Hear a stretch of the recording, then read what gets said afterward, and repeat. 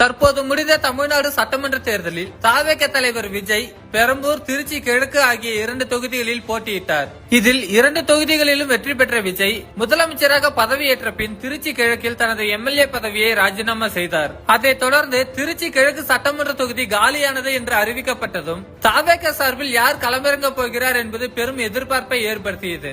அதில் கூபா கிருஷ்ணன், ஓய்வு பெற்ற IAS அதிகாரி சகாயம் உள்ளிட்டோரின் பெயர்களும் பரவலாக அடிபட்டது.